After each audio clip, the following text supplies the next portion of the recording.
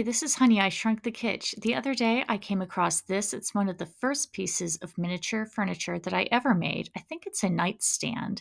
But when I was looking at it, I thought, one of these dipping cups, like this ranch one from McDonald's, it actually fits perfectly in the bottom. So why don't we reimagine this as a sink for the Christmas mouse house?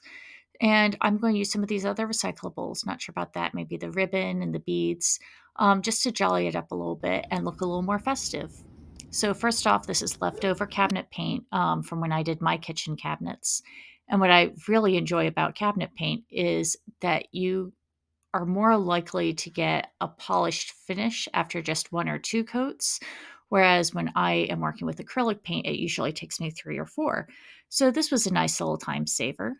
And once I finished painting that all over and let it dry, I cleaned out my ranch cup and just popped it right on into the top.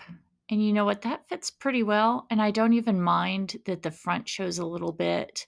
Um, it's almost like the apron of a farmhouse sink.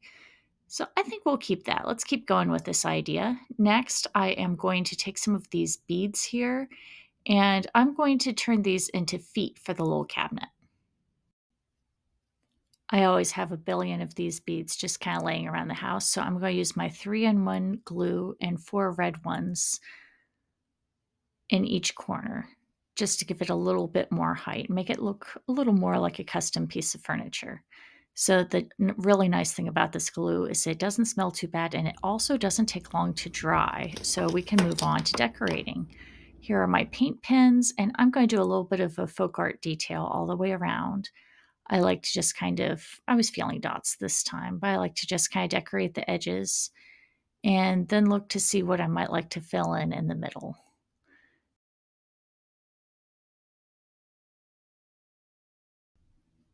I felt like doing a heart here and then just filled in the edges with a little bit of a cross design and then filled in the inside with some red dots. Really in a polka dot mood here today. I think I'll make some cabinet doors, some faux cabinet doors on either side. And then I'm going to use a twist tie that I have to make some handles. So I'm going to measure how long I want it to be. And then when I have 2 of those, I'm going to just bend it a little bit so it can be a little bit three-dimensional. So I'll go a 90-degree angle here and another 90-degree angle. And that gives us something to kind of glue onto the surface of the cabinet.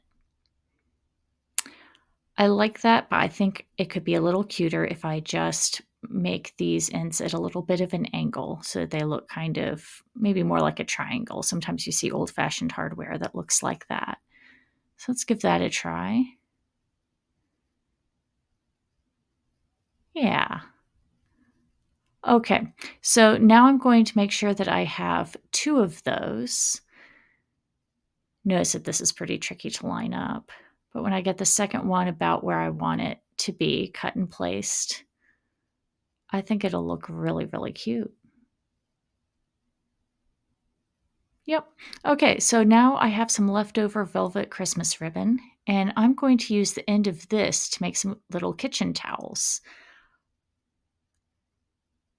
It's kind of got some flocking, I guess, instead of velvet on one side, but the other side is this really sturdy, like polystyrene kind of feel to it.